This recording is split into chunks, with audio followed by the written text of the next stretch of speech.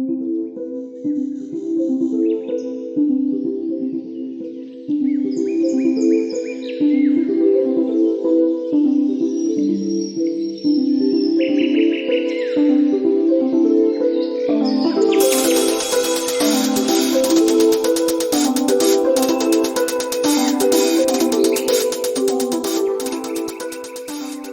and welcome to the White Witch podcast with me, Carly. Hope you are all well, witches. To kick things off today, we have our book review, and our book is Slewfoot, A Tale of Bewitchery by Brom. I know I say it, but this is one of the best witchy fiction books I have read. Top two without a doubt. This book stands out from the rest. There is nothing I have read like it. The author is so talented, firstly for writing the book, but also for the beautiful illustrations within it. They are so dark and witchy. This book takes pride of place on my bookshelves. It is one of those books that whenever anyone has come to look at my books, they always pick it up. It's so beautiful. If you love the film The Witch, I really think this book will be your kryptonite.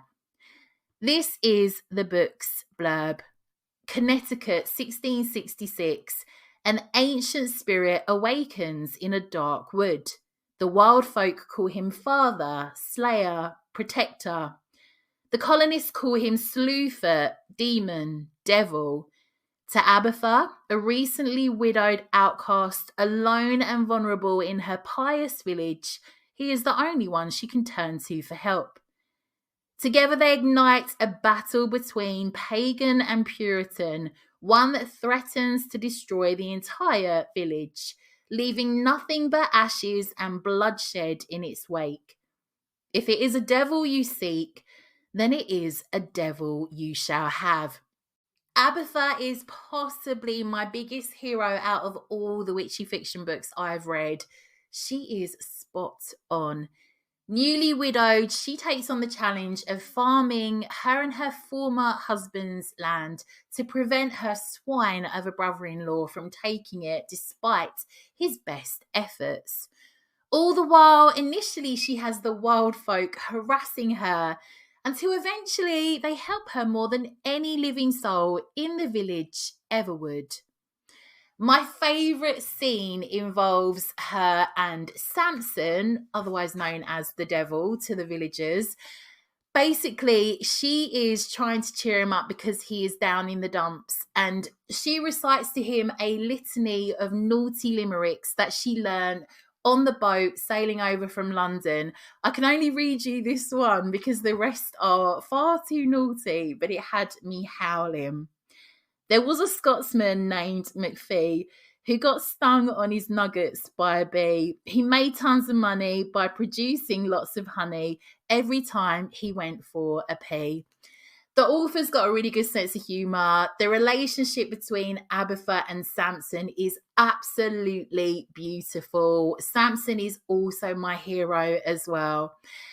This book is so deeply moving and beautiful in parts. Brom managed to create scenes that were just otherworldly, relating to Samson, his former connection to the land and the people. It was like nothing on earth I've ever read, and it encapsulates how nature can feel. This book isn't for the faint-hearted though. There is a ton of blood spilled and also some very poor treatment of our Abatha. The wild folk are so different in this book. I love how they appear, how creative the author is. It just works. The scenes with the shaman and the ancient spirit in this book are amazing. There are so many messages intertwined throughout the pages. I truly believe this book will leave you missing the company of Abatha and Samson. Honestly, it's hard to say a lot on this book without giving too much away, but I absolutely adored it. I can't wait to read more by Brom.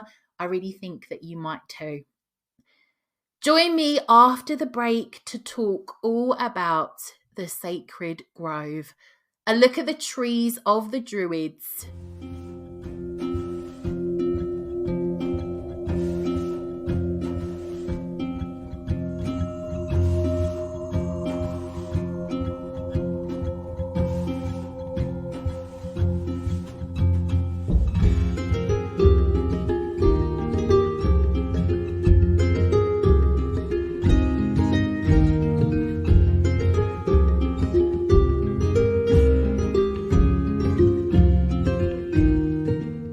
Welcome back.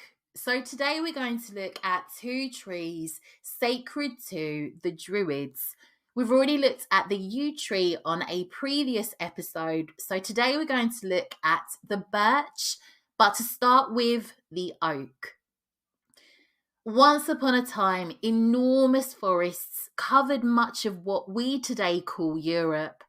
Forests that stretched across and dominated entire European countries.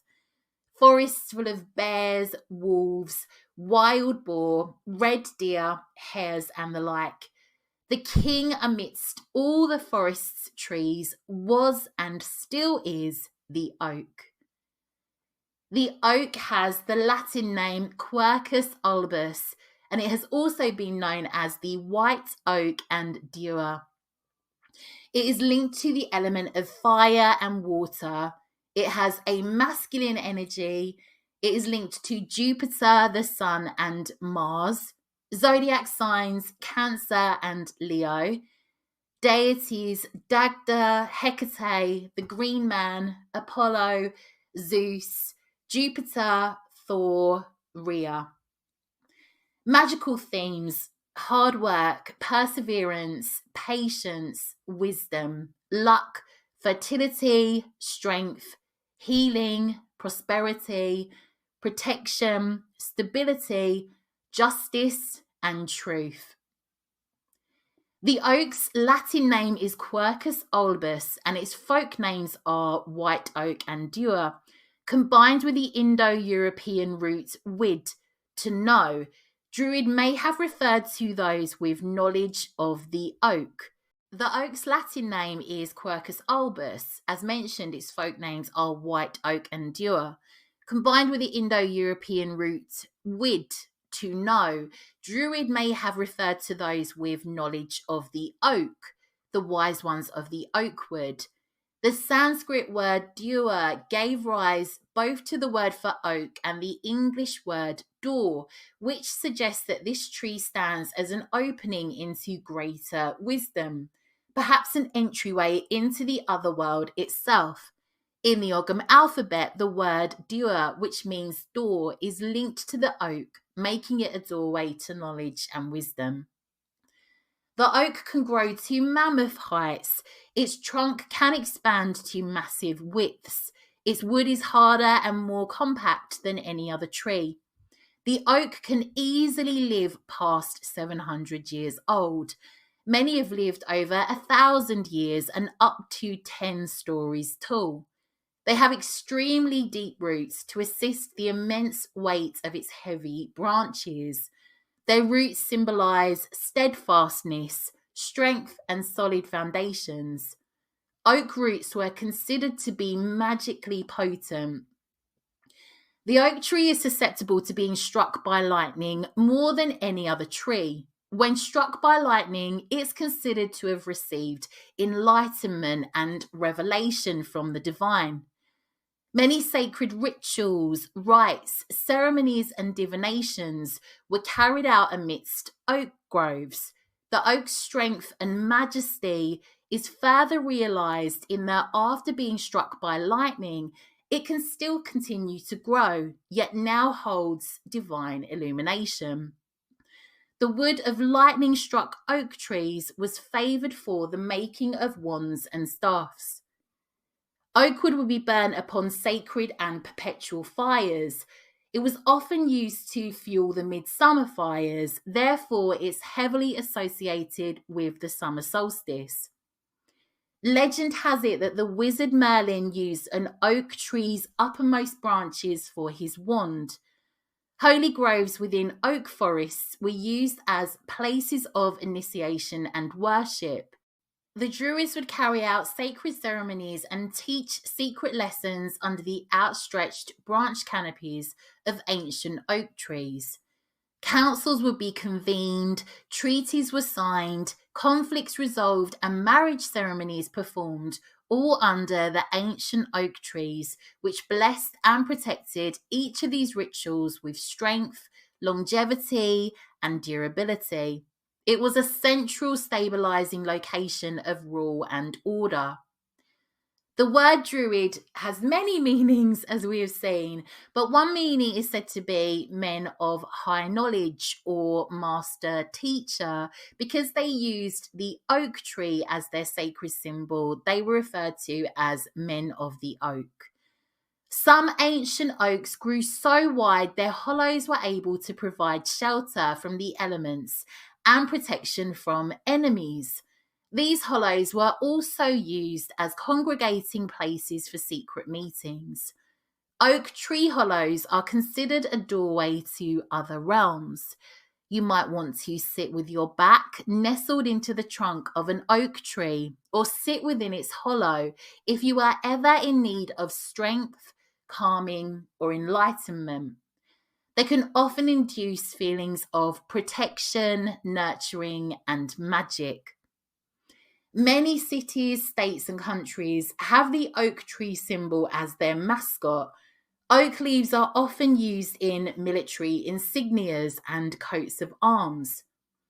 To cut down the great oak belonging to another was viewed as an act of war, conflict, collapse, treachery, and chaos.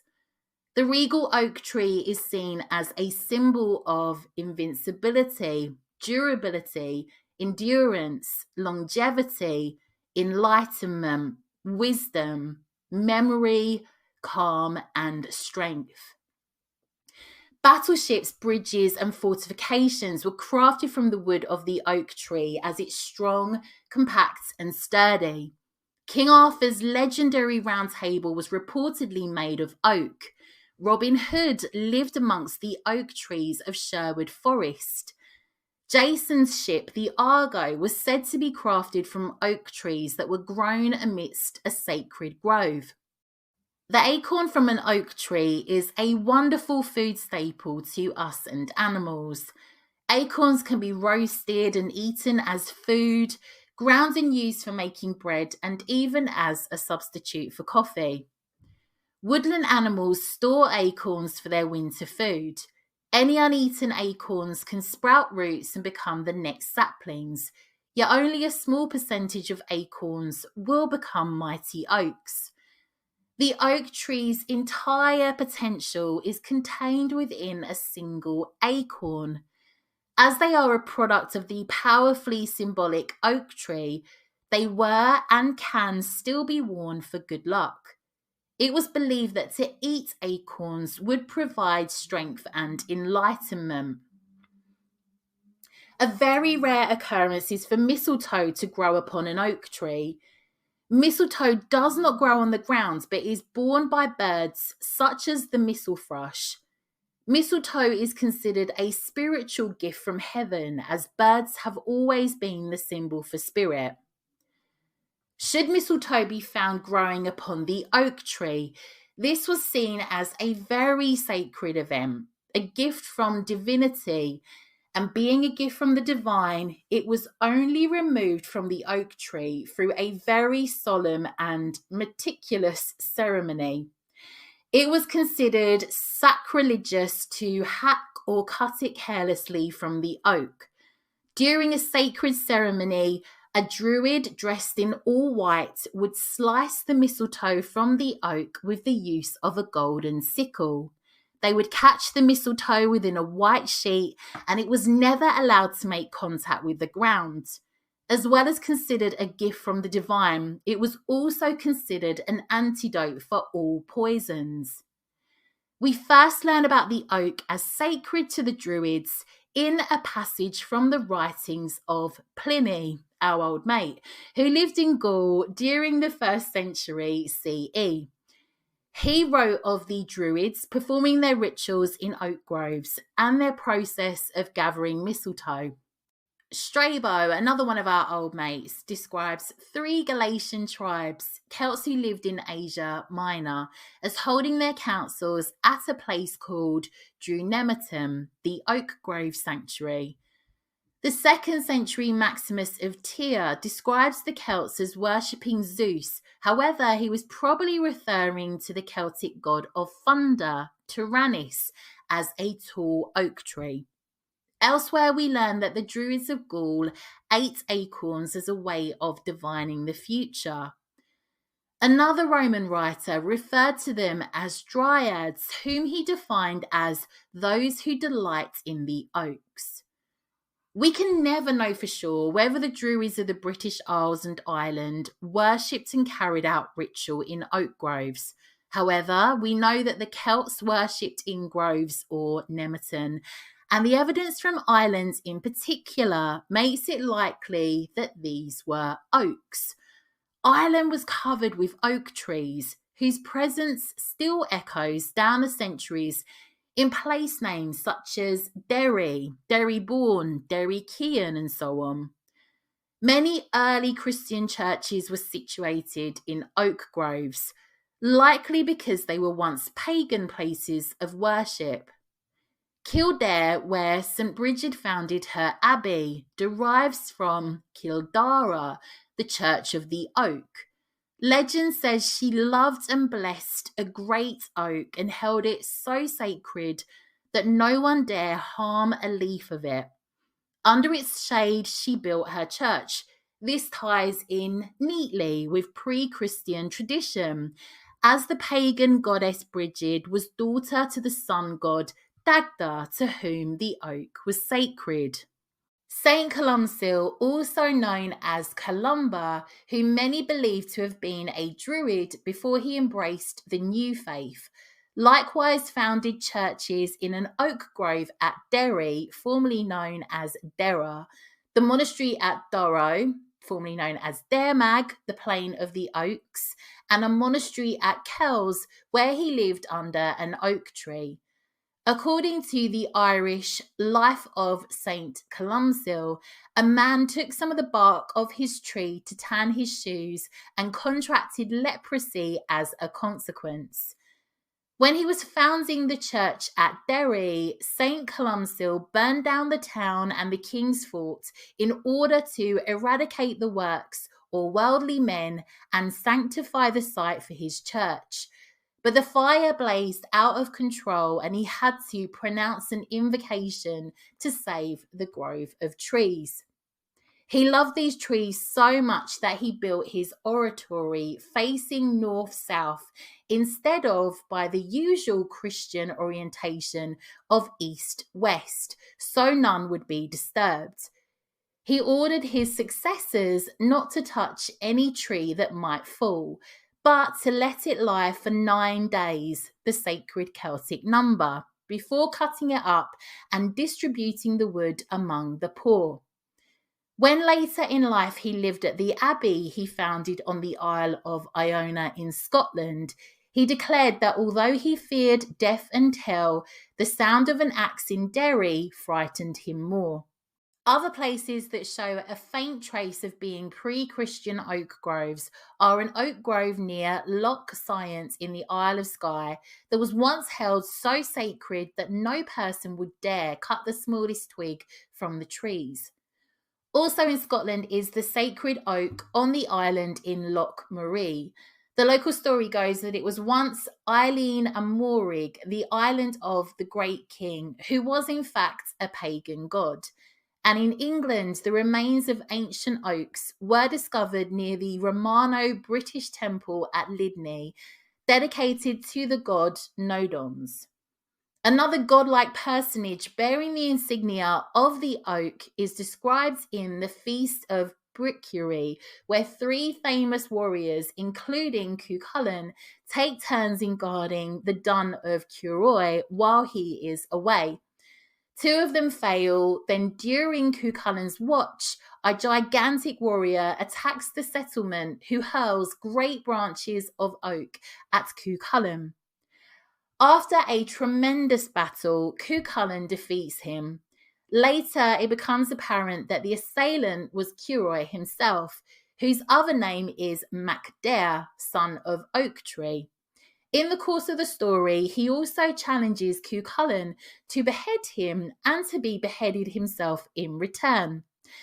It is said that this tale is a forerunner of the medieval poem Sir Gawain and the Green Knight, and the symbolic beheading of the Oak King links these tales with the well-known ritual sacrifice of the Old King in the Oak Grove of the Nemi, which forms the argument of Fraser's The Golden Bough. This all got a bit confusing. If you aren't familiar with Sir Gawain, I frankly wasn't. The Green Knight is an amazing film, like one of my favourites. So definitely watch that. Ultimate Yule vibes as well. The sacrifice at Nemi took place at summer solstice, which brings us to the battle between the Oak King, personifying the waxing year, and the Holly King, who ruled the waning year. At midsummer, as the year began its turn towards the dark again, the Holly was victorious. But at midwinter, the Oak King defeated the forces of darkness once again, revealing himself as a vegetation god who must die each year so that life can be renewed. It is not surprising then that images of the Green Man carved in wood and stone in medieval churches most frequently show oak leaves growing out of his ears and mouth. The oak's connection with sacrifice is again echoed in the Welsh story Math, son of Mathonwy. The hero Llew is betrayed and killed, but after his death, he turns into an eagle and perches atop a magical oak tree on a plain, the place where most sacred trees were situated, where he suffered 90 hardships. Llew's fate reminds us of the famous sacrifice by Odin of himself to himself on the great ash tree Yggdrasil. With this new facet of the oak's symbolism revealed, it is clear that the oak's reputation as a tree of strength, abundance, and endurance depends on its yearly death and rebirth. Unless we align ourselves with the great cycle of life and death, there can be no true renewal in springtime. Country people frequented the oak for its curative powers, which in some places was considered so great that healing could occur simply by walking around the tree and wishing the ailment to be carried off by the first bird alighting on its branches. In Cornwall, a nail driven into an oak cured toothache, while in Wales, rubbing the oak with the palm of your left hand on Midsummer's Day kept you healthy all year round. It gave a special virtue to other plants that grew upon its trunk or branches, such as the mistletoe and polypody fern. The oak is especially the tree of thunder gods in other northern cultures, and this tradition holds true in Britain also. In Anglo-Saxon times, Thor was known as Fëanor, and groves of oak trees were dedicated to him in the south and east of England. The village of Fundersley in Essex originally being one. The Norse believed that the gods lived inside of the trees, and during the Christian Crusades, the trees were chopped down because of this belief. Like the ash, it is said to court the lightning flash. Lightning is popularly supposed to strike the oak more than any other tree. Such trees often survived the blow and flourished remarkably well, henceforth being known as lightning oaks. People often took pieces of these trees to put on their houses for good luck. In shamanistic cultures, a person who survived being struck by lightning often became a shaman, for the lightning bolt is seen worldwide as the sudden spiritual illumination that rends the darkness with a terrifying and irrevocable transforming force. Ancient kings would often wear crowns of oak leaves as a symbol of the god they represented as kings on earth. Successful Roman commanders were presented with crowns of oak leaves during their victory parades. Oak leaves have continued as decorative icons of military prowess to the present day. Large oaks became holy oaks once Christianity became dominant, with rise in place names such as Holy Oaks in Leicestershire and Cressidge in Shropshire, which was originally Christchurch or Christ's Oak. Many English towns have areas called Gospel Oak, which harks back to when an oak marked a parish boundary. Oak trees have always been regarded as great protectors and guardians of the virtuous. When King Charles II was fleeing from Roundheads after the battle at Worcester, he took refuge in the branches of a great oak. And after his restoration on May 29th, 1660, this day, also his birthday, was henceforth celebrated as Royal Oak Day. When loyal subjects wore oak apples, twigs, and leaves in their buttonholes and caps. I read this so quickly, I thought it said buttholes. Oh my goodness, I'm just envisaging them wearing twigs and leaves in their buttholes. Sorry, when they wore oak apples, twigs, and leaves in their buttonholes and caps and decorated their horses with garlands of oak. Some people would pay good money to see that, I'm not going to lie. So immature, honestly. The immense popularity of this day points very clearly to a pagan origin of this custom, probably connected with the rites of May Day that in many places had been prohibited in the Puritan years because of its sexual associations. An oak was often the guardian tree of a family, as in the case of the famous Oak of Errol in Scotland, which was bound up with the good fortune of the Hay family.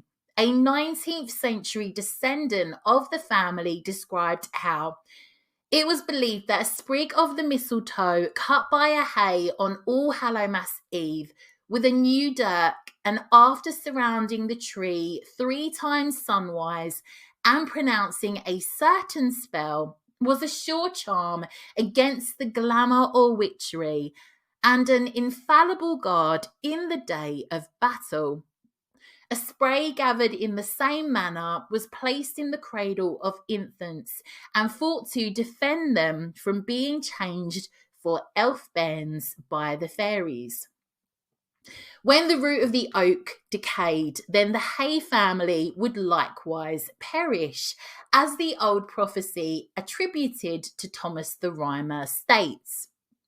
When the mistletoe bats on Errol's oak, and that oak stands best, the hays shall flourish, and their good grey hawk shall not flinch before the blast. But when the root of the oak decays, and the mistletoe dwines on its withered breast, the grass shall grow on Errol's hearthstone, and the corby roop croak in the falcon's nest. Make it make sense. No, I do like that. In another tale, the vixen and the oakman, the oak tree spirits, hide a pursued vixen from hunters and hounds, for they guard all forest beasts. When the pursuers are gone, the oakmen invite the vixen to wipe your sore paws in our oak tree rain pool, which makes her pads heal and her torn fur grow again. A famous mistletoe-bearing oak in Derbyshire had the reputation of being semi-human as late as the 19th century. If its branches were severed, it screamed and bled and was said to speak with the voice of prophetic doom. So this is so random. Someone called Aubrey, I don't know who this is, but it just came up in the notes that I read. Aubrey also tells of an oak whose mistletoe was cut and sold to some London apothecaries, all of whom met with horrible misfortunes thereafter. One fell lamb shortly thereafter, soon after each of the others lost an eye, and he that felled the tree, though warned of these misfortunes of the other men, would, notwithstanding, adventure to do it, and shortly afterwards broke his legs, as if the Hamadryads had resolved to take an ample revenge for the injury done to their venerable and sacred oak. The avenging power of the oak was famous, particularly in Somerset, where until recently the oak was regarded with much respect as a tree of formidable power. It was well known that oaks resented being cut down, so people studiously avoided going near a coppice which sprang from the stumps of the felled trees. Ruth Tongue writes that in 1945, her chauffeur refused to drive past a grove that had been felled in the Second World War. A local story also told of the Carming family that came to grief because of disregarding the power of oak. Karma and his oldest son were greedy and cut down oaks in a nearby coppice, although they already had plenty of wood of their own. So this is a continuation on the oak from the book Under the Witching Tree by Corinne Boyer. In Greek mythology, the oak was the tree of Zeus and his emblem. Greek legend tells of a sacred oak located in Dodona, Greece, that was a magical oracle. White doves lived here, and from the oak's roots poured cold rushing water. Zeus was said to live in the tree, and the leaves rustling were actually his voice and oracular powers. The oak was also known as the first mother to humans in Greece, as she provided them with her acorns. Hecate and the three fates, or the white-robed incarnations of destiny, were said to have been crowned with oak leaves. Oak chaplets, they are a form of Christian prayer bead, similar but distinctly different to the form of the rosary used in Christian prayers, were given for Eleusinian mysteries, initiations that were held every year for the cult of Demeter and Persephone. The Eleusinian mysteries were considered the most famous out of the secret religious rites of ancient Greece. Early writings of the druids outline how supposedly human sacrifice victims would be crowned with oak leaves. The sacrificial fires they used were also said to be kindled with oak wood. But if you listen to the druid episode again, this could all just be speculation that this happened. It's believed that many monasteries are near and even on former sacred oak groves. So this is a little quote piece of writing by our good friend Shakespeare. There is an old tale that goes that Herne the Hunter, sometime a keeper in Windsor Forest, doth all the winter time at still midnight walk around about an oak with great ragged horns. There want not many that do fear in deep of night to walk by this Herne's oak. Herne the Hunter, often associated with Odin, god of the wild hunt, and Cernunnos, was a spirit from Windsor Forest, England, who was often associated with the oak tree. So I've already touched on oak being considered a tree most likely to be struck by lightning, but an old belief throughout Europe was that this was due to the iron in it. They believed it had iron in it that drew it in. It was also believed to draw in thunder. Due to oak's strength, it was often used as a building material due to its strength. Acorns and pieces of oak that were struck by lightning were often used to create amulets to protect one from being struck by lightning. Twigs of oak apples, and acorns would be placed in a jar upon the mantle of cottages in England to ward against lightning. Boughs of oak leaves would be gathered to protect homes from storms also, and it was common to bring an amulet made of oak whilst at sea to ensure the ship wouldn't be struck by storms. Historically, it was common for weddings to take place under old oak trees, a practice that continued even when the church banned it. Following the wedding, it was common in certain places to dance around the oak tree thrice. Oak boughs were used at Roman weddings and represented fertility. Throughout the olden lands, oak trees were used as a boundary tree. Many of these trees had their own personal stories throughout mythology. It was said that upon the old Christmas day of January 6th, they would become green again. In more recent times, the Yule log has been made from the wood of the ash tree. However, throughout Germany, Czech Republic, Serbia, and Italy, many would have originally used oak wood. In ancient times, it was considered bad luck or even a sin to chop down the oak tree. To chop one down in Ireland would be breaking the law, and the fine was 1 cow. In the Balkans, even in the present day, many believe that spirits appear after midnight near the oak tree, taking the form of either a dog, bull, goat, or large rabbit. Whichever form they appear, they were said to be protective of the oak they inhabited.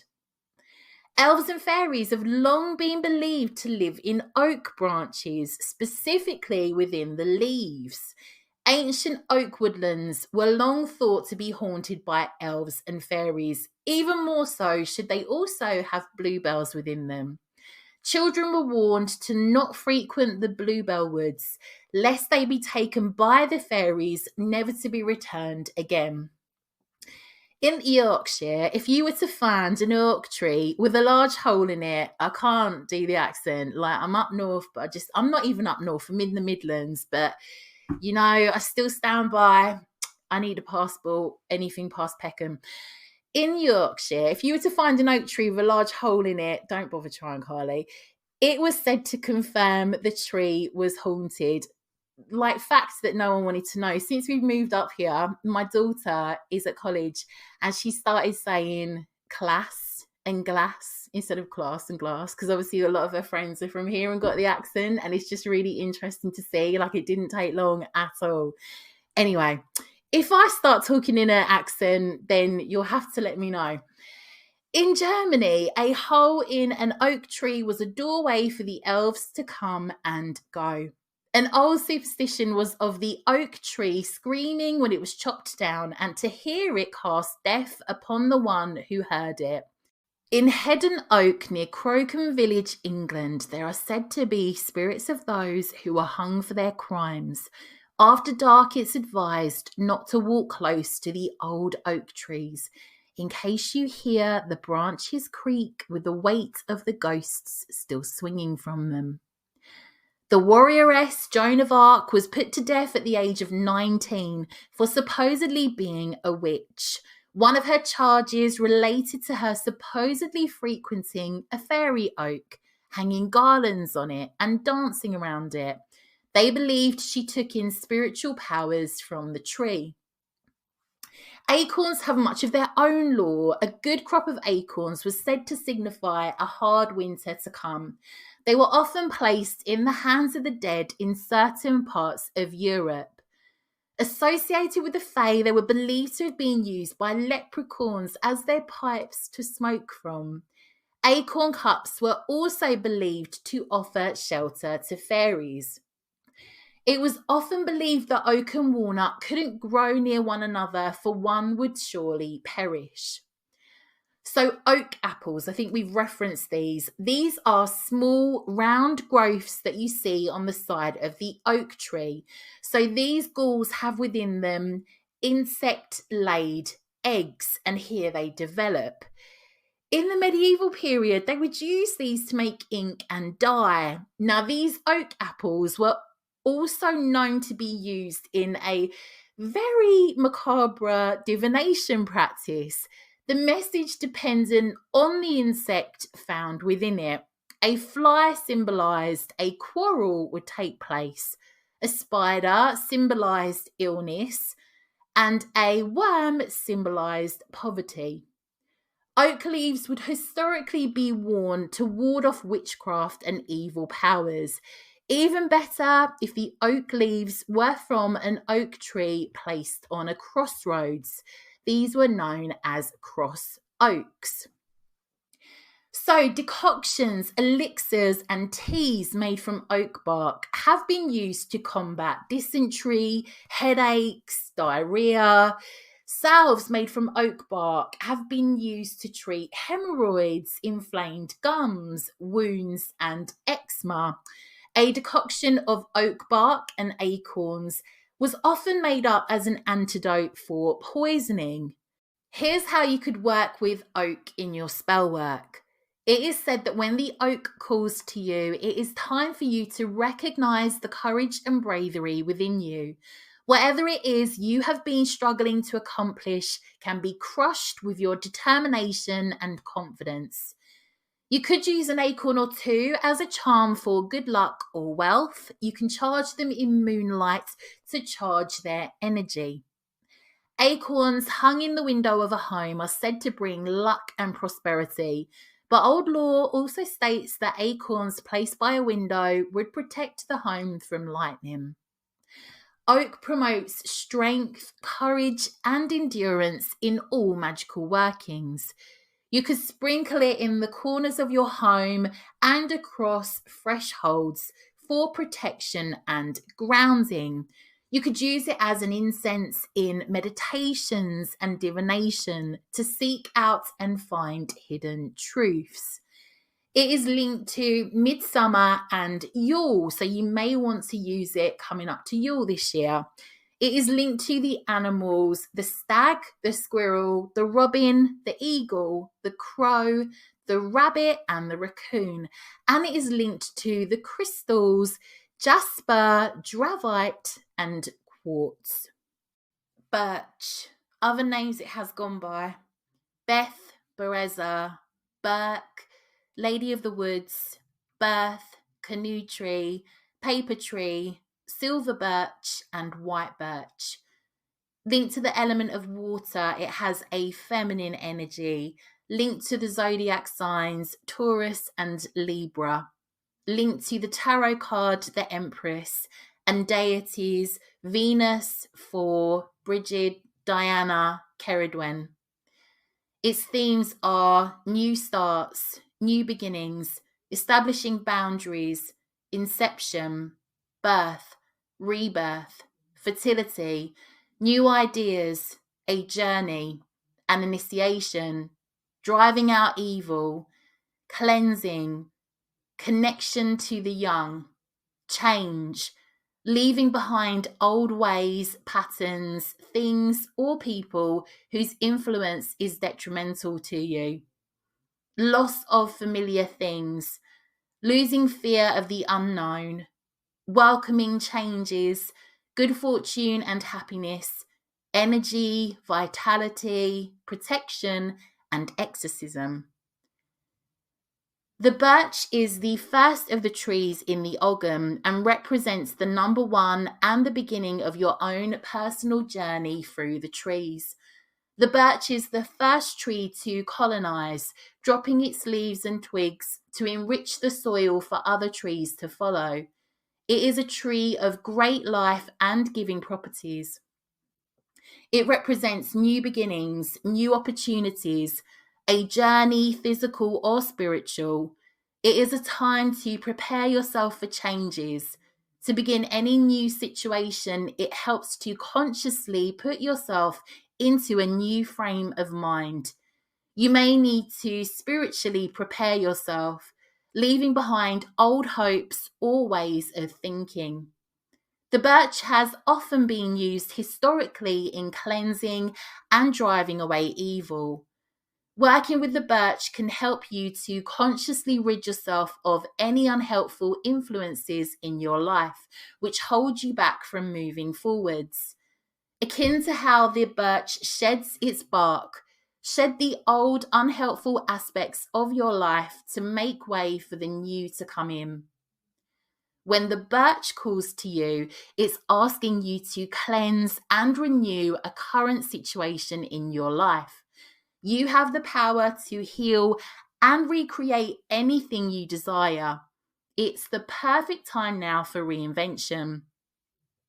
One of the lessons from the birch energy is to trust that all will be well and don't fear the unknown. Nourish yourself and those around you whilst you prepare for these changes. The birch is sometimes referred to as the goddess tree. The goddess Venus is said to rule over the birch, hence its association with love and fertility. It's also known as the Lady of the Woods, a symbol of beauty and creativity within the forest. Its silvery bark represents the moonlight, which it reflects at night, giving it a magical look. The birch is said to be a symbol of summer ever returning. It is said that the birch is the mother of the oak tree because in prehistoric times, it was the birch that prepared the earth floor for the majestic oak to be born. It is a strong tree that can withstand most temperatures, yet it sheds its unwanted bark like a snake shedding its skin. The birch can grow up to 100 feet high, and it was seen as a ladder the shamans could climb to reach the gods. An ancient custom was to drive out the spirits of the old year with switches of the birch tree in a purification ritual. Even today, birch switches are used in some Swedish saunas to purify the skin. Sometimes it was used for the maypole and the twigs used to start the Beltane fire. Beltane was the one day that adults were released from their marriage vows to go to the birches. Traditionally, couples used to jump over birch twig brush in marriage ceremonies to symbolize their new beginning together in life. Birch was also often used to make babies' cradles to ward off malignant spirits. It's believed to be the first tree the druids planted on virgin land to create a wood or forest. It's heralded as the tree that was the birth of the forest.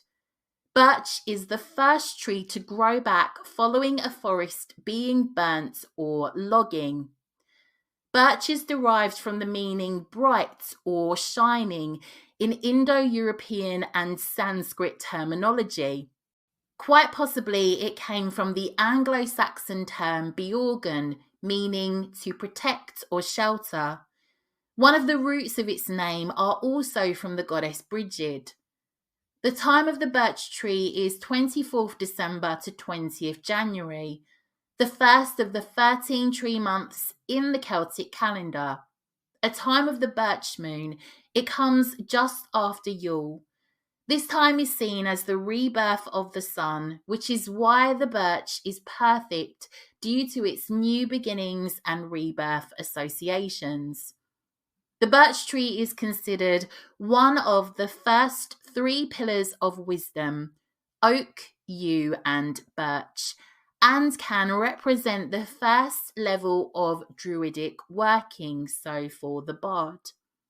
Some see the birch as associated with the unicorn, as the unicorn is said to, like the birch, hold pure energy, pure love, and high vibration.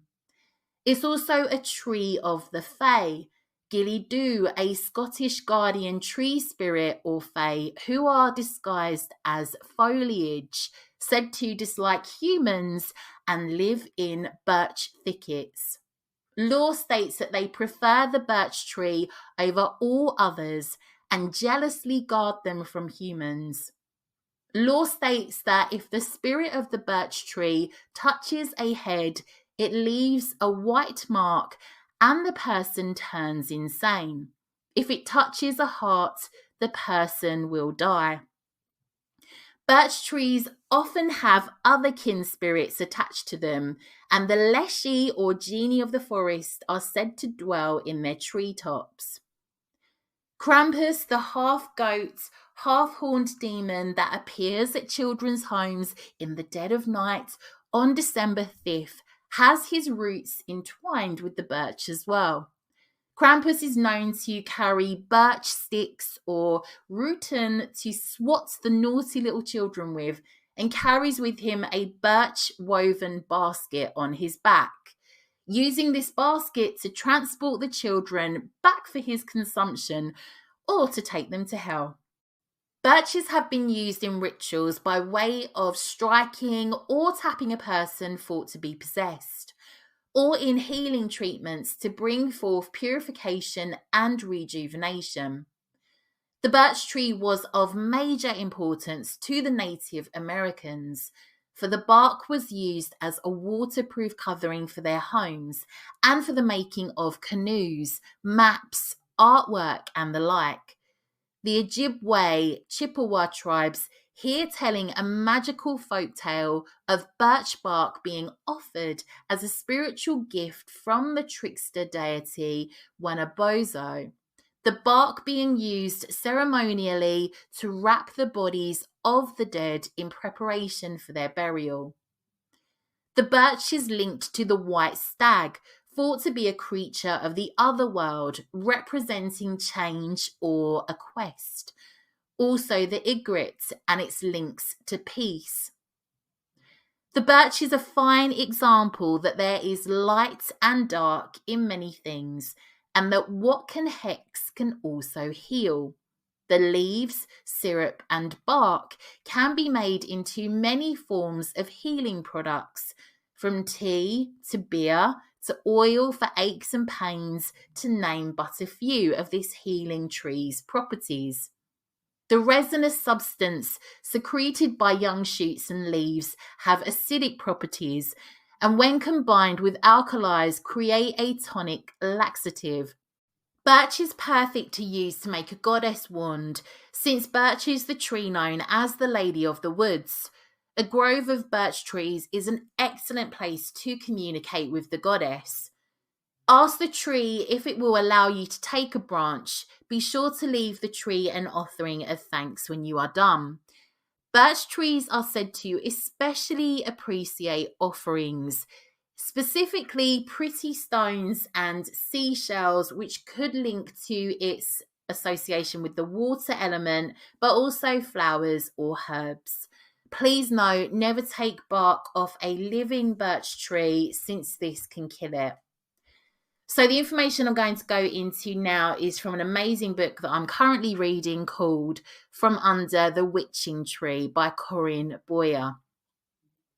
The birch is the national tree of Russia, representative of rebirth. In northern Russia, birch tree branches have long been brought to church on Trinity Sunday to be blessed to be taken back to the family home and placed by the family icon. They would also incorporate birch into summer celebrations, where in some villages, the younger girls would choose a birch tree in the forest, adorn it with ribbons, and sing songs to it. They would then dance around the tree 3 times and ask from their mothers to bring good luck. They would leave offerings of omelets or pastries to the tree, which would be left underneath the tree for the birch tree and nature spirits. Baba Yaga's house on chicken legs is said to be situated within a birch forest. The fence surrounding her home is said to be made of enchanted human skulls that are placed atop posts made of birch.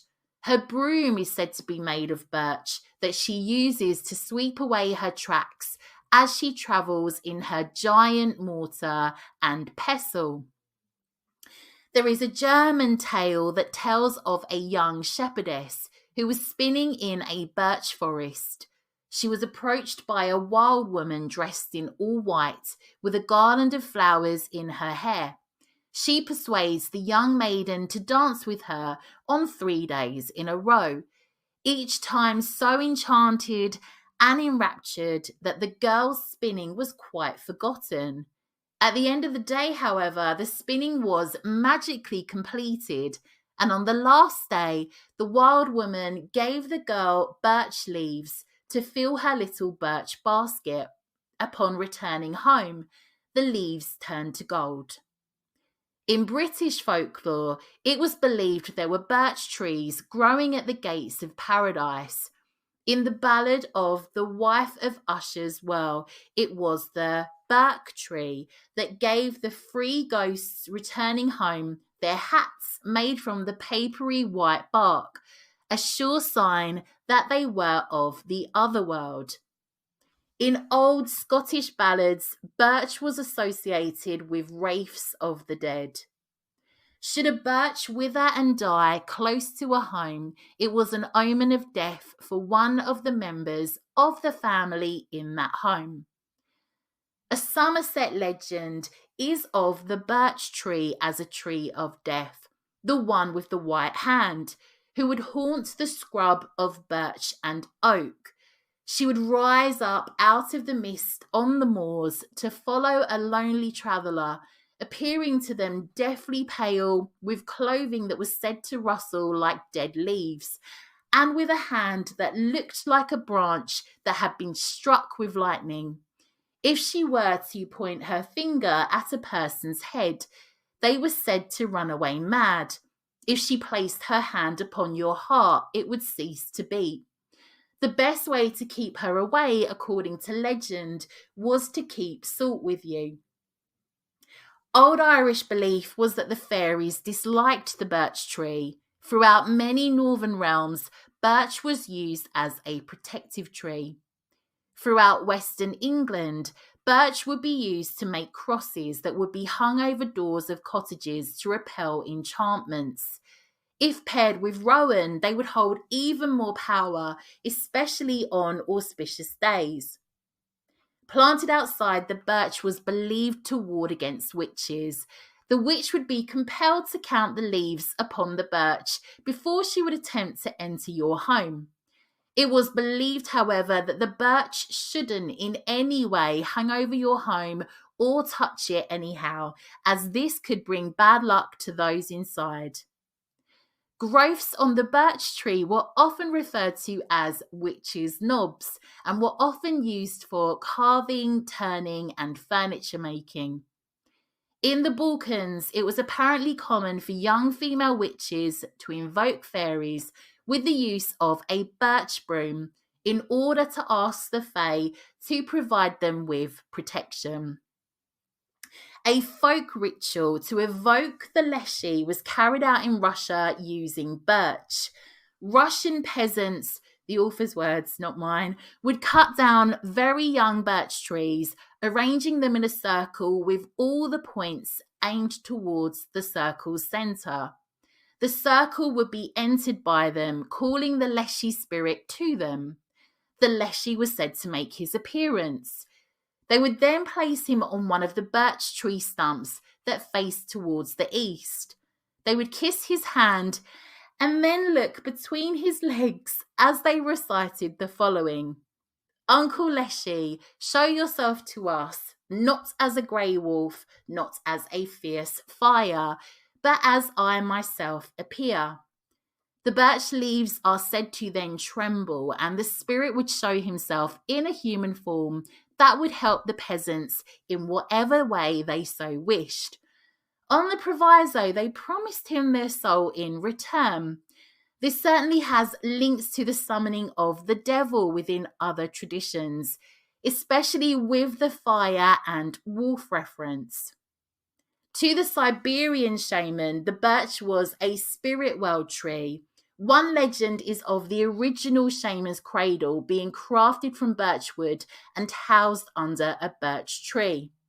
The birch sap was said to have dropped into the shaman's mouth, his first meal.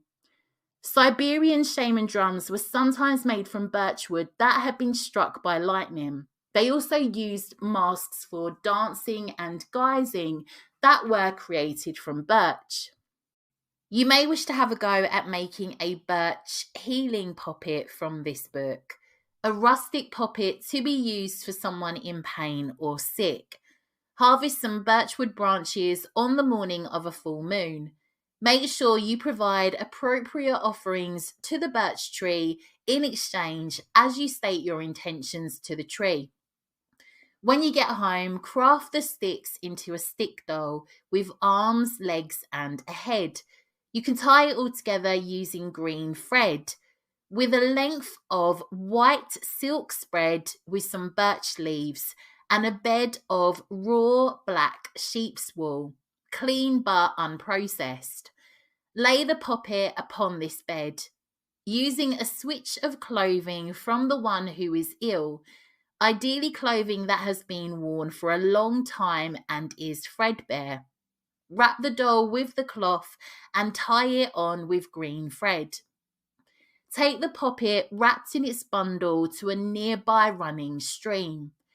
Open the bundle and anoint it with the water in the places grieved or in 3 places generally. Speak over the poppet 9 times. Heal the blood, heal the bone, wood of white, strength of stone. Pain away with water's balm, flesh be mended, heart be calm. Carry this out every morning for a period of 3 mornings in a row, or 9 if the person is greatly ill. Keep the bundle open and near a warm and dry place at all other times. After the 3rd or 9th morning, wrap the bundle up and tie closed with a white cloth. Keep the bundle safe until the person is well again. Then unbundle and remove the person's piece of cloth to return it to them. The remaining doll is to be taken to the stream and released in the waters. The cloth, wool, and leaves disposed of by burial, not to be used for any other purpose. The charm is thus complete. To aid with dropsy, gout, and rheumatism, you can make an infusion, so a birch tea. This tea is also valuable in dissolving kidney stones over a long period of time. Of course, before you start working with birch medicinally, it is worth looking into it further. To make a birch tea, steep 2 teaspoons of birch leaf per cup for 20 minutes. The dosage is 1 to 1.5 cups over a day. Birch twigs and leaves can be simmered and added to bath water for itchy skin and falling hair. Taken before bedtime, this tea is a sedative. Birch has been used in medicine for gout, rheumatism, arthritis, and skin complaints. In spell work, the birch is ideal to use when making your own besom, as it is ideal for purification, but also represents and helps you connect with the goddess. Folklore tells that a birch broom should be used to brush out the old year on the morning after the winter solstice. Work with birch for spells of purification, protection, and exorcism. For smoke cleansing in your home, use in ritual baths for cleansing and protection. Put in a sachet above your door for protection. Carry on your person for protection against the evil eye. You could wear it as an amulet for protection, balance, and new beginnings. The month of birch, January with the birch moon, is a good time to do magic associated with new beginnings. Magical work done in this moon adds strength and momentum to any new choices made. The birch has applications in magic done for protection, creativity, exorcism, fertility, birth, healing, forest magic, inner authority, self-discipline, lunar workings, love, and purification. Birch rods have been used in protection spells and carried to protect from malicious magics such as hexing. For magical parchment, gather fallen birch bark from a tree, ideally if it's been struck by lightning, even more magical, and the birch paper will keep your writings safe. That is all I have for you today, witches. If you would like to access grimoire sheets for the ash and the oak, you can find them over on my Patreon, The Witches Institute. It's just £6 to sign up for tons of extra witchy content, Patreon podcast episodes, meditations, folklore retellings, hedge witch studies, our witchy community, our witchy book club, our monthly witchy Zoom gathering. Is all over there. You can cancel at any time at the click of a button. I'll link everything in the show notes. If you love this episode, if you love my podcast, please would you leave me a review? 5-star reviews are always welcomed. It basically means that other witches will find the show. But yes, if you've ever enjoyed listening to the show and you could spare less than a minute, I'd be so grateful. It means a lot. Thank you for listening, witches. I will catch up with you all very soon. I've got something exciting happening for the next episode I'm very excited about. Sending you lots and lots of witchy love.